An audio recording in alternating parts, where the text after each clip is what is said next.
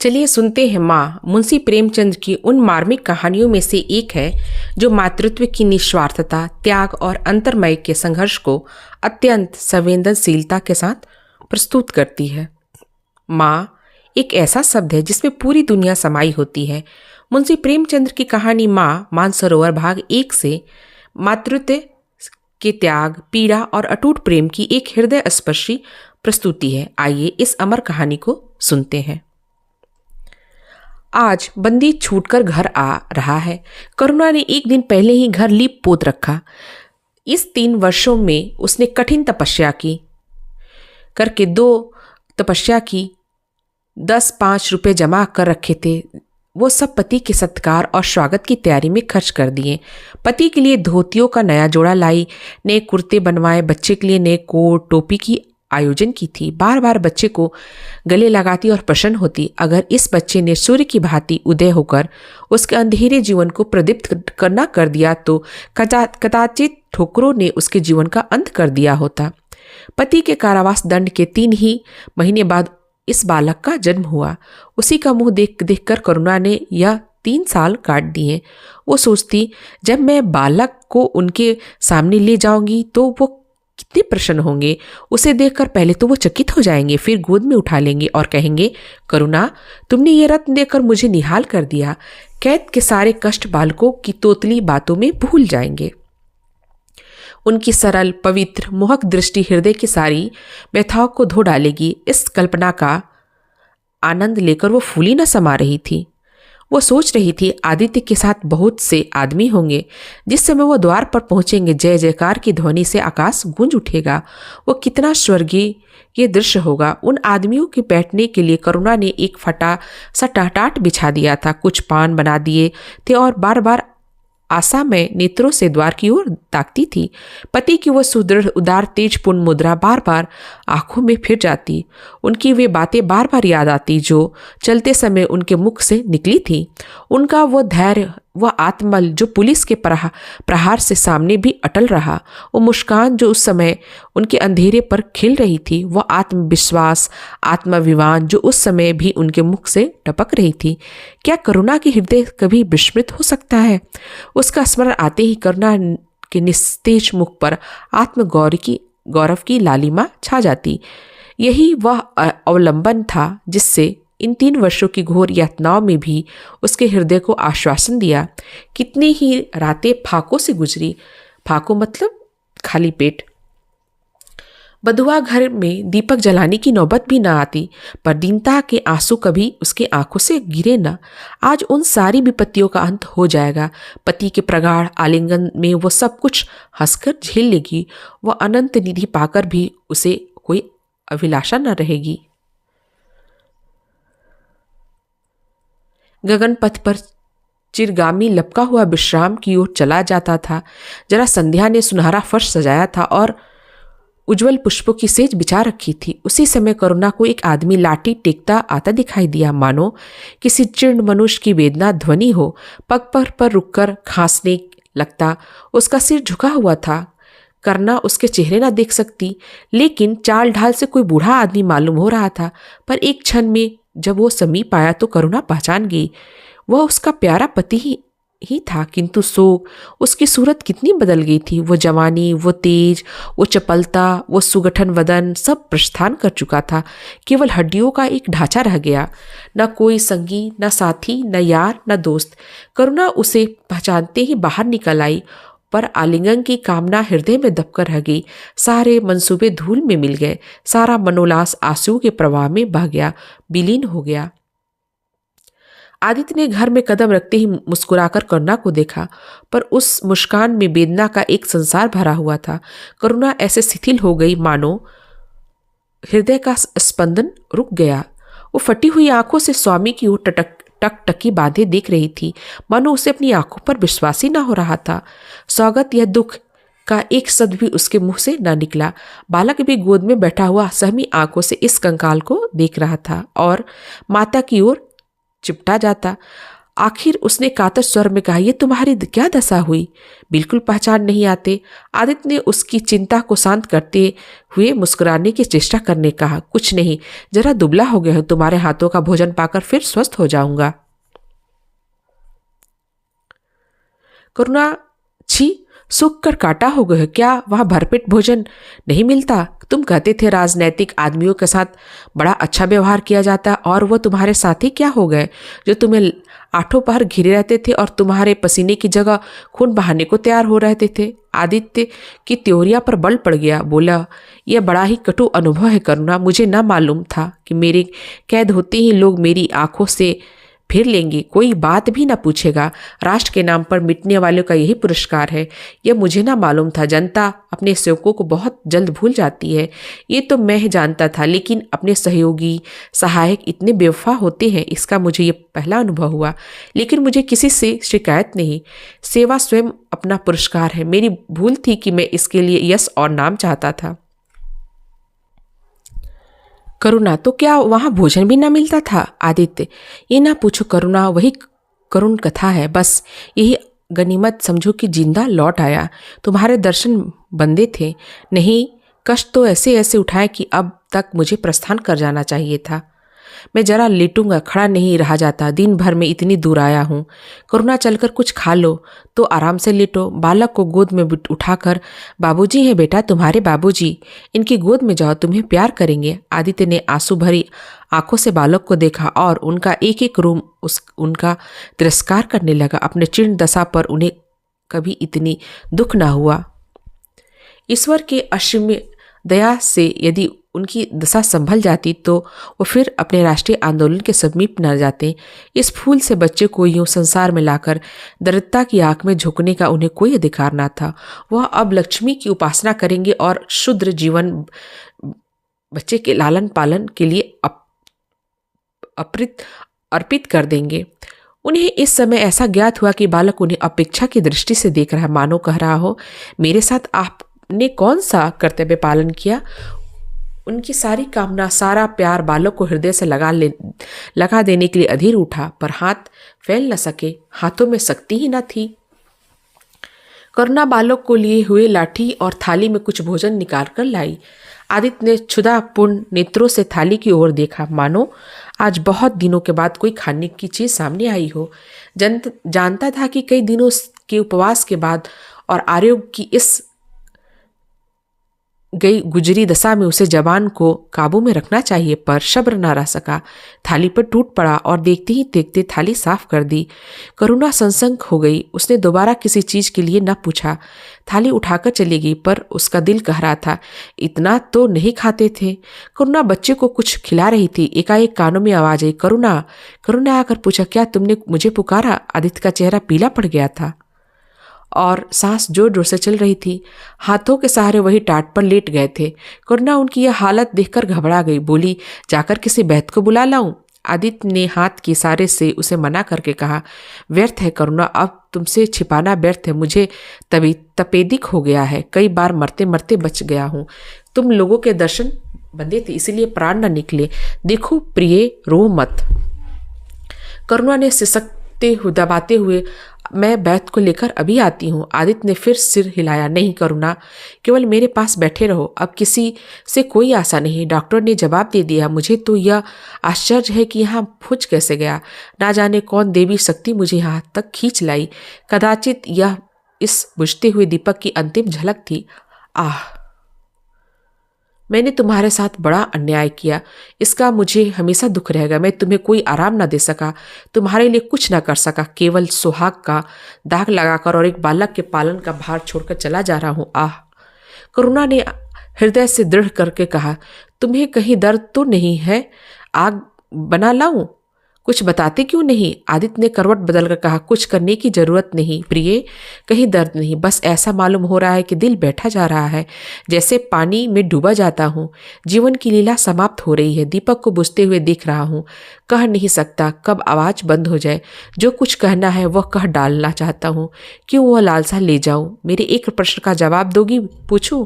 करुणा ने मन की सारी दुर्बलता, सारा शोक, सारी वेदना मानो लुप्त हो गई और उसकी जगह पर आत्मबल का उदय हुआ, जो मृत्यु पर हंसता है।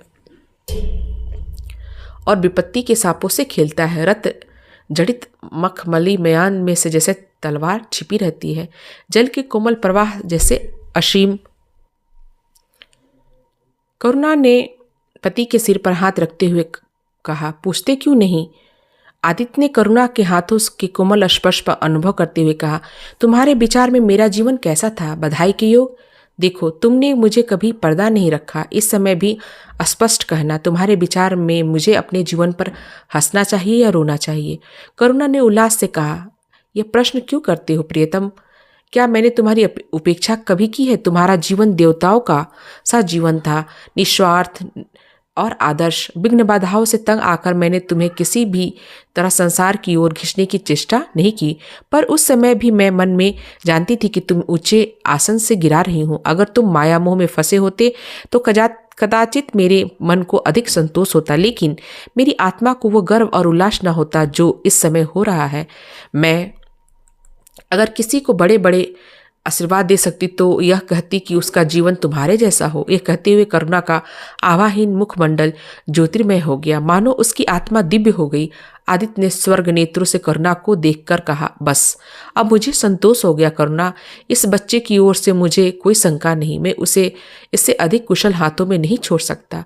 मुझे विश्वास है कि जीवन भर यह ऊंचा और पवित्र आदर्श सदैव तुम्हारे सामने रहेगा। अब मैं मरने को तैयार हूँ।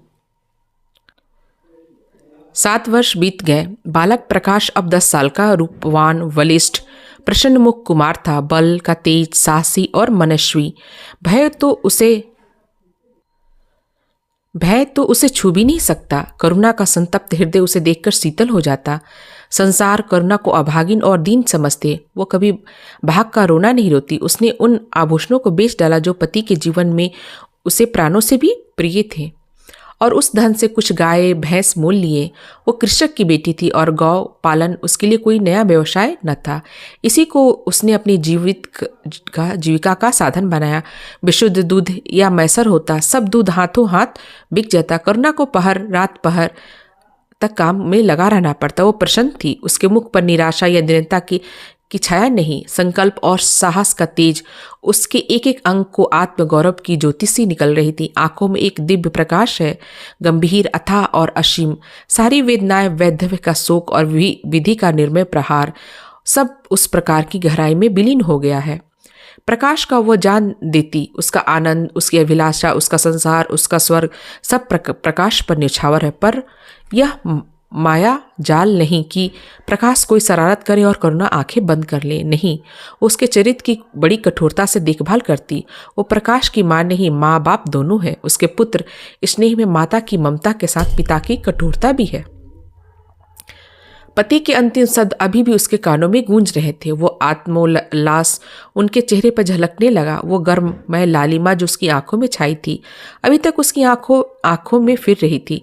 निरंतर पति चिंतन ने आदित्य को उसकी आंखों में प्रत्यक्ष रखा। वो सदैव उसकी उपस्थिति का अनुभव किया करती। उसे ऐसा जान पड़ता था कि आदित्य की आत्मा सदैव उसकी रक्षा करती है। उसकी यही हार्दिक अभिलाषा कि प्रकाश जवान होकर पिता के पथगामी हो। संध्या हो गई थी। एक भिखारिन द्वार पर आकर भीख मांगने लगी। करुणा उस समय गौओं को पानी दे रही थी। प्रकाश बाहर खेल रहा था। बालक ही तो ठहरा, शरारत सूझी।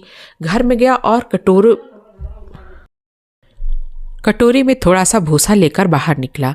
भिखारिन ने अब की झोली फैला दी। प्रकाश ने भूसा उसकी झोली में डाल दिया और जोर जोर से तालियां बजाता हुआ भागा। भिखारी ने अग्रिमय नेत्रों से देखकर कहा, वाह रे लाडले, मुझसे हंसी करने चला है? यही माँ बाप ने सिखाया है? तब तो तू खूब खूल का नाम जगाओगे। करुणा उसकी बोली सुनकर बाहर निकल आई और पूछा, क्या है माता, किससे कह रही हो? भिखारी ने प्रकाश की तरफ इशारा करके कहा, वो तुम्हारा लड़का है ना? देखो, कटोरे में भूसा भरकर मेरी झोली में डाल गया। चुटकी भर आटा था, वो भी मिट्टी में मिल गया। कोई इस तरह दुखियों को सताता है? सबके दिन एक नहीं होते। आदमी को घमंड नहीं करना चाहिए। करुणा ने कठोर स्वर में पुकारा, प्रकाश। प्रकाश लज्जित न हुआ, अभिमान से सिर उठाकर आया और बोला, वो हमारे घर भीख क्यों मांगने आई? कुछ काम क्यों नहीं करती? करुणा ने उसे समझाने की चेष्टा करके कहा, शर्म नहीं आती? उल्टे और आंख दिखाते हो। प्रकाश, शर्म क्यों आए? वो क्यों भीख मांगती है? हमारे यहाँ क्या कोई चीज मुफ्त आती है? करुणा, तुम्हें कुछ न देना था तो सीधे कह देते, जाओ, तुमने ये शरारत क्यों की? प्रकाश, उनकी आदत कैसे छूटती? करुणा ने बिगड़कर कहा, तुम अब पीटोगे मेरे हाथ से? प्रकाश, पीटूंगा क्यों? जब जबरदस्ती पीटोगी। दूसरे मुल्कों में अगर कोई भीख मांगे तो कैद कर लिया जाता है, और ये नहीं कि उल्टे भिखमंगे को और शह दी जाए। करुणा निरुत्तर हो गई। बुढ़िया तो उसे आटा दाल देकर विदा किया, किंतु प्रकाश का कुतर्क उसके हृदय में फोड़े के समान टिसता रहा। उसने यह दृष्टता, यह अभिनय कहाँ सीखी? रात को भी उसने बार बार यही ख्याल सताता रहा। आधी रात के समय एकाएक प्रकाश की नींद टूटी। लालटेन जल रही थी और करुणा बैठी रो रही थी। उठ बैठा और बोला, अम्मा, अभी तुम सोई नहीं? करुणा ने मुंह फेंक कर कहा, नींद नहीं आई। तुम कैसे जग गए? प्यास तो नहीं लगी? प्रकाश, नहीं। अम्मा ना जाने क्यों आंखें खुल गई। मुझसे आज बड़ा अपराध हुआ अम्मा। करुणा ने उसके मुंह की ओर स्नेह के नेत्रों से देखा। प्रकाश, मैंने आज बुढ़िया के साथ बड़ी नटखट की, मुझे क्षमा करो, फिर कभी ऐसी शरारत न करूंगा। यह कहकर रोने लगा। करुणा ने सौहार्द होकर उसे गले लगा लिया और उसके कपोलों को चुंबन करके बोली, बेटा, मुझे खुश करने के लिए यह कह रहे हो या तुम्हारे मन में सचमुच पछतावा हो रहा है? प्रकाश ने सिसकते हुए कहा, नहीं अम्मा, मुझे दिल से अफसोस हो रहा है। अब की वो बुढ़िया आएगी तो मैं उसे पैसे दे दूंगा। करुणा का हृदय मतवाला हो गया। ऐसा जान पड़ा आदित्य सामने खड़े बच्चे को आशीर्वाद दे रहे हैं और कह रहे हैं, करुणा, क्षोभ मत कर, प्रकाश अपने पिता का नाम रोशन करेगा, तेरी संपूर्ण कामनाएं पूरी हो जाएंगी। लेकिन प्रकाश के कर्म और वचन में मेल न था और दिनों के साथ उसके चरित्र का अंग प्रत्यक्ष होता रहा। जहीन था कि विश्वविद्यालय से उसे वजीफे मिलते, करुणा भी उसकी यथेष्ट सहायक करती, फिर भी उसका खर्च पूरा न कर पड़ता।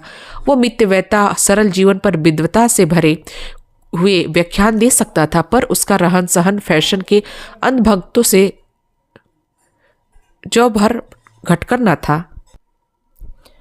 प्रदर्शन की धुन उसे हमेशा सवार रहती। उसके मन में, बुद्धि में निरंतर द्वंद्व रहता। मन जाति की ओर था, बुद्धि अपनी ओर।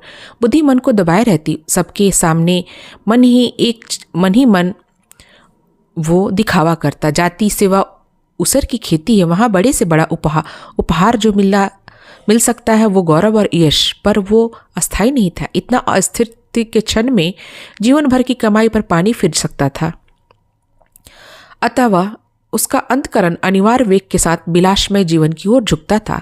यहाँ तक कि धीरे धीरे उसे त्याग और निग्रह से घृणा होने लगी। वो दुर्व्यवस्था, दरिद्रता को ही समझता। उसके हृदय में न था भाव, न थे, केवल मस्तिष्क था। मस्तिष्क में दर्द कहाँ? वहाँ तो तर्क है, मंसूबे हैं। सिंध में बाढ़ आई, हजारों आदमी तबाह हो गए। विद्यालय ने वहां एक सेवा समिति भेजी। प्रकाश के मन में द्वंद्व होने लगा, जाऊं या न जाऊं। इतने दिनों अगर वो परीक्षा की तैयारी करे तो प्रथम से नहीं पास हो। चलते समय उसने बीमारी का बहाना कर दिया। करुणा ने लिखा, तुम सिंध ना गए, इसका मुझे दुख है। तुम बीमार रहते हुए भी वहां जा सकते थे। समिति में चिकित्सक भी थे। प्रकाश ने पत्र का उत्तर न दिया। उड़ीसा में अकाल पड़ा, प्रजा मक्खियों की तरह मरने लगी। कांग्रेस ने पीड़ितों के लिए एक मिशन तैयार किया। उन्हीं दिनों विद्यालय ने इतिहास के छात्रों को ऐतिहासिक खोज के लिए लंका भेजने का निश्चय किया। करुणा ने प्रकाश को लिखा, तुम उड़ीसा जाओ, किंतु प्रकाश लंका जाने को ललायत था। वो कई दिनों तक इसी दुविधा में रहा। अंत को सिलोन ने उड़ीसा पर विजय पाई। करुणा ने अब की उसे न कुछ लिखा, चुपचाप रोती रही। सिलोन से लौटकर प्रकाश छुट्टियों में घर आया। करुणा उसे खिंची रही। प्रकाश मन में लज्जित हुआ और संकल्प किया कि अब की कोई अवसर आया तो अम्मा को अवश्य पत्र करूंगा, अवश्य प्रश्न करूंगा। यह निश्चित करके वो विद्यालय लौटा। लेकिन यहाँ आते ही वो परीक्षा की फिक्र सवार हो गई। यहाँ तक कि परीक्षा के दिन आ गए, मगर इम्तिहान से फुर्सत पाकर भी प्रकाश घर न गया। विद्यालय के एक अध्यापक कश्मीर सैर करने जा रहे थे। प्रकाश उन्हीं के साथ कश्मीर चल पड़ा। जब परीक्षा फल निकला और प्रकाश प्रथम आया, तब उसे घर की याद आई। उसने तुरंत करुणा को पत्र लिखा और उसने आने की सूचना दी। माता को प्रसन्न करने के लिए उसने 2000 शब्द जाति सेवा के विषय में भी लिखे। अब मैं आपकी आज्ञा का पालन करने को तैयार हूँ। मैंने शिक्षा संबंधी कार्य करने का निश्चय किया है। इसी विचार से मैंने वह विशिष्ट स्थान प्राप्त किया। हमारे नेता भी तो विद्यालयों के आचार्यों ही का सम्मान करते हैं, अभी तक इन उपाधियों के मुंह से मुक्त नहीं हुए। हमारे नेता भी योग्यता, सदुत्साह, लगन तथा उतना ही सम्मान नहीं करते जितना उपाधियों का। अब मेरी इज्जत करेंगे और जिम्मेदारी का काम सौंपेंगे, जो पहले मांगे भी न मिलता। करुणा की आस फिर बंधी। विद्यालय खुलते ही प्रकाश के नाम रजिस्ट्रार का पत्र हुआ। उन्होंने प्रकाश को इंग्लैंड जाकर विद्या अभ्यास करने के लिए सरकारी वजीफे की मंजूरी की सूचना दी। प्रकाश पत्र हाथ में लिए हर्ष से उन्माद में जाकर माँ से बोला, अम्मा, मुझे इंग्लैंड जाकर पढ़ने के लिए सरकारी वजीफा मिल गया। करुणा ने उदासीन भाव से पूछा, तो तुम्हारा क्या इरादा है? प्रकाश, मेरा इरादा? ऐसा अवसर पाकर भला कौन छोड़ता है? करुणा, तुम तो स्वयं सेवकों में भर्ती होने जा रहे थे। प्रकाश, तो आप समझती हैं कि स्वयं सेवक बन जाते ही जाति सेवा है? मैं इंग्लैंड से आकर भी तो कार्य सेवा कर सकता हूँ। और अम्मा, सच पूछो तो एक मजिस्ट्रेट अपने देश का जितना उपकार कर सकता है उतना 1000 स्वयं सेवक मिलकर भी नहीं कर सकते। मैं तो सिविल सर्विस की परीक्षा में बैठूंगा और मुझे विश्वास है कि सफल भी हो जाऊंगा। करुणा ने चकित होकर पूछा, तो क्या तुम मजिस्ट्रेट हो जाओगे? प्रकाश, सेवा भाव रखने वाला एक मजिस्ट्रेट कांग्रेस के 1000 सभापतियों से ऊपर होता है। अखबारों में उसकी लंबी लंबी तारीफें छपेगी, उसकी वक्तृताएं पर तालियां बजेंगी, जनता उसके जुलूस की गाड़ी न खींचेगी और विद्यालय के छात्र उसके अभिनंदन पत्र देंगे। पर सच्ची सेवा मजिस्ट्रेट ही कर सकता है। करुणा, मैं ये नहीं मानूंगी। सरकार अपने नौकरों को इतनी स्वाधीनता नहीं देती, वह एक नीति बना देती है और हर एक सरकार नौकर को उसका पालन करना पड़ता है। सरकार की पहली नीति यह है कि एक दिन अधिक संगठित और दृढ़ हो। उसके लिए स्वाधीनता के भाव का दमन करना जरूरी है। अगर कोई मजिस्ट्रेट इस नीति के विरोध काम करता है तो मजिस्ट्रेट न रहेगा। वह हिंदुस्तानी था जिसने तुम्हारे बाबूजी को जरा सी बात पर 3 साल की सजा दी थी। इस सजा ने उनके प्राण ले लिए। बेटा, मेरी इतनी मानो, सरकारी पदों पर न गिरो। मुझे ये मंजूर है कि तुम मोटा खाकर और मोटा पहन के देश की कुछ सेवा करो। इसके बदले तुम हाकिम बन जाओ और शान से जीवन बिताओ। यह समझ लो कि जिस दिन तुम हाकिम की कुर्सी पर बैठोगे उस दिन से तुम्हारा दिमाग हाकिमों का सा हो जाएगा। तुम यही चाहोगे कि अफसरों में तुम्हारी नेक नामी और तरक्की हो। एक गंवारू मिसाल लो।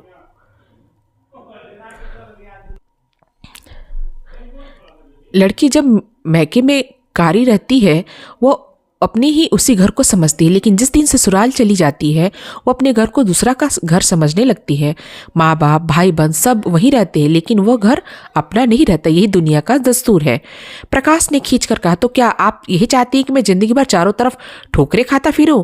करुणा कठोर नेत्रों से देखकर बोली, अगर ठोकर खाना आत्म स्वाधीन रह सकती है तो मैं ही कहूंगी ठोकर खाना अच्छा है।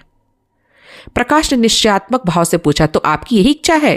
करुणा ने ऊंचे स्वर में उत्तर दिया, हाँ, यही मेरी इच्छा है। प्रकाश ने कुछ जवाब न दिया, उठकर बाहर चला गया और तुरंत रजिस्ट्रार को इनकारी पत्र लिख भेजा। मगर उसी क्षण से मानो उसके सिर पर विपत्ति ने आसन जमा लिया। विरक्त और विमन अपने कमरे में पड़ा रहता, न घूमने जाता न किसी से मिलता, मुंह लटकाए भीतर आता और फिर बाहर चला जाता। यहाँ तक कि महीना गुजर गया, न चेहरे पर वो लाली रही न आंखों में ओझ। आंखें अनाथों के मुख की भांति याचना से भरी हुई, होठ हंसना भूल गए। मानो उस इंकारी पत्र के साथ उसकी सारी सजीवता, चपलता, सरलता विदा हो गई। करुणा उसके मनोभाव समझती थी और उसके सुख को भुलाने की चेष्टा करती थी, पर रूठे देवता प्रसन्न न होते। आखिर एक दिन उसने प्रकाश से कहा, बेटा, अगर तुमने बिलाए जाने की ठान ली है तो चले जाओ, मना ना करूंगी। मुझे खेद है कि मैंने तुम्हें रोका। अगर मैं जानती कि तुम्हारे इतना आघात पहुंचेगा तो कभी ना रोकती। मैंने तो केवल इस विचार से रोका कि तुम्हें जाति सेवा में मग्न देखकर तुम्हारे बाबूजी का आत्मा प्रसन्न हो। उन्होंने चलते समय यही वसीयत की थी। प्रकाश ने रुखाई से जवाब दिया, अब क्या खा जाऊंगा, इनकारी खत लिख चुका। मेरे लिए कोई अब तक बैठा थोड़ी होगा, कोई दूसरा लड़का चुन लिया गया होगा, फिर करना ही क्या है। जब आपकी मर्जी है कि गांव गांव खाक छानता फिर तो वही सही। करुणा का गर्व चूर चूर हो गया। इस अनुमति से उसने बाधा का काम लेना चाहा था पर सफल न हुई। बोली, अभी कोई न चुना गया होगा, लिख तो, मैं जाने को तैयार हूं। प्रकाश ने झुंझलाकर कहा, अब कुछ नहीं हो सकता, लोग हंसी उड़ाएंगे। मैंने तय कर लिया है कि जीवन को आपकी इच्छा के अनुकूल बनाऊंगा।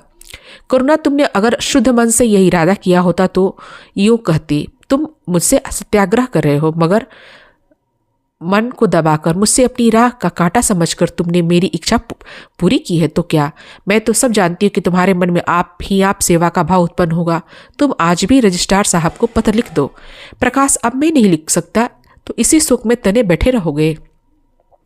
लाचारी है। करुणा ने और कुछ न कहा। जरा देर में प्रकाश ने देखा कि वह कहीं जा रही है, मगर वह कुछ बोला नहीं। करुणा के लिए बाहर जाना आना जाना कोई साधारण बात न थी, लेकिन वह संध्या हो गई और करुणा न आई तो प्रकाश को चिंता होने लगी। अम्मा कहाँ चली गई? वह प्रश्न बार बार उसके मन में उठने लगा। प्रकाश सारी रात द्वार पर बैठा रहा। भांति भांति की शंकाएं मन में उठने लगी। उसे अब याद आया चलते समय करुणा कितनी उदास थी, उसकी आंखें कितनी लाल थीं। यह बातें प्रकाश को उस समय क्यों न नजर आई? वो क्यों स्वार्थ में अंधा हो गया? हाँ, अब प्रकाश को याद आया माता ने साफ सुथरे कपड़े पहने थे, उनके हाथ में छतरी भी थी। तो क्या वही बहुत दूर गई है? किससे पूछे? अनिष्ट के भय से प्रकाश रोने लगा।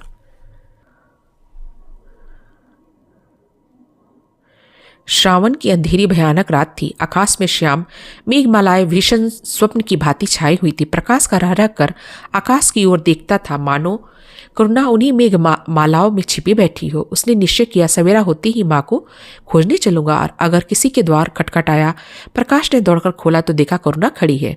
उसका मुखमंडल इतना खोया हुआ, इतना करुण था, जैसे आज ही उसका सुहाग उठ गया हो, जैसे संसार में अब उसके लिए कुछ नहीं रहा, जैसे वो नदी के किनारे खड़ी अपनी लदी हुई नाव को डूबते देख रही है और कुछ कर नहीं सकती। प्रकाश ने अधीर होकर पूछा, अम्मा कहाँ चली गई थी? बहुत देर लगाई। करुणा ने भूमि की ओर ताकते हुए जवाब दिया, एक काम से गई थी, देर हो गई। यह कहते हुए उसने प्रकाश के सामने एक बंद लिफाफा फेंक दिया। प्रकाश ने उत्सुक होकर लिफाफा उठा लिया। ऊपर ही विद्यालय की मुहर थी। तुरंत ही लिफाफा खोलकर पड़ा। हल्की सी लालिमा चेहरे पर दौड़ गई। पूछा, ये तुम्हें कहाँ से मिला अम्मा? करुणा, तुम्हारे रजिस्ट्रार के पास से लाई हूँ। क्या तुम वहां चली गई थी? और क्या करती? कल तो गाड़ी का समय न था, मोटर ले ली थी। प्रकाश एक क्षण तक मौन खड़ा रहा, फिर कुंठित स्वर से बोला, जब तुम्हारी इच्छा नहीं तो मुझे क्यों भेज रही हो? करुणा ने विरक्त भाव से कहा, इसलिए कि तुम्हारे जाने की इच्छा है। तुम्हारा यह मलिन वेश नहीं देखा जाता। तुम्हारे जीवन के 20 वर्ष तुम्हारी हित कामना पर अर्पित कर दिए। अब तुम्हारी महत्वाकांक्षा की हत्या नहीं कर सकती। तुम्हारा यात्रा सफल हो, यही मेरी हार्दिक अभिलाषा है। करुणा ने कंठ रुद्ध गया और कुछ न कह सकी। प्रकाश उसी दिन यात्रा की तैयारी करने लगा। करुणा के पास जो कुछ था वो सब खर्च हो गया। कुछ ऋण भी लेना पड़ा। नए सूट बने, सूटकेस लिए गए। प्रकाश अपनी धुन में मस्त था। कभी किसी चीज़ की फरमाइश लेकर आता, कभी किस चीज़ की। करुणा इस सप्ताह में इतनी दुर्बल हो गई कि उसके बालों पर कितनी सफ़ेदी आ गई, चेहरे पर कितनी झुर्रियाँ पड़ गई, यह उसे कुछ न नजर आता। उसकी आंखों में इंग्लैंड के दृश्य सामने हुए। महत्वाकांक्षाएं आंखों पर पर्दा डाल देती। प्रस्थान का दिन आया। आज कई दिनों के बाद धूप निकली है। करुणा स्वामी के पुराने कपड़े को बाहर निकाल रही थी। उनके गाढ़े की चादरें, खद्दर के कुर्ते, पैजामे और लिफाफ अभी तक संदूक में संचित थे। प्रतिवर्ष वे धूप में सुखाए जाते, झाड़ पोंछ के रख दिए जाते। करुणा ने आज फिर उन कपड़ों को निकाला, मगर सुखाकर रखने के लिए नहीं, गरीबों में बांट देने के लिए। वह आज पति से नाराज है। वो लुटिया डोर घड़ी जो आदित्य की चिर संगनी थी और जिसकी 20 वर्ष से करुणा ने उपासना की थी, आज निकालकर आंगन में फेंक दी गई। वो झोली जो बरसों आदित्य के कंधों पर आरूढ़ रह चुकी थी, वो कूड़े में डाल दी गई। वह चित्र जिसके सामने 20 वर्ष से करुणा सिर झुकाती थी, आज वह निर्दयता से भूमि पर डाल दिया गया। पति का कोई स्मृत चिन्ह वह अब अपने घर में नहीं रखना चाहती। उसका अंतकरण शोक और निराशा से विदीर्ण हो गया और पति के सिवा वो किस पर क्रोध उतारे? कौन उसका अपना है? वो किससे अपनी व्यथा कहे, किसे अपनी छाती चीर कर दिखाए? वो होते हुए तो क्या प्रकाश दास्ता की जंजीर गले में डालकर फुलाना समाता? उसे कौन समझाए कि आदित्य की इस अवसर पर पछतावे के सिवा और कुछ ना कर सकते? प्रकाश के मित्रों ने उसे आज विदाई का भोज दिया। वहां वो संध्या समय कई मित्रों के साथ मोटर पर लौटा। सफर का सामान मोटर पर रख दिया गया। तब वो अंदर आकर माँ से बोला, अम्मा जाता हूँ, बम्बई पहुंचकर पत्र लिखूंगा। तुम्हें मेरी कसम, रोना मत और मेरे खतों का जवाब बराबर देना। जैसे किसी लाश को बाहर निकालते समय संबंधियों का धैर्य छूट जाता है, रूठे हुए आंसू निकल पड़ते हैं और शोक की लहरें उठने लगती हैं, वही दशा करुणा की हुई। कलेजे में एक हाहाकार हुआ। उसने उसकी दुर्बल आत्मा के एक एक अणु को कंपा दिया। मालूम हुआ पांव पानी में फिसल गया और वह लहरों में बही जा रही है। उसे मुख से शोक का आशीर्वाद का एक शब्द भी न निकला। प्रकाश ने उसके चरण छुए, अश्रुजल से माता के चरणों में पखारा, फिर बाहर चला गया।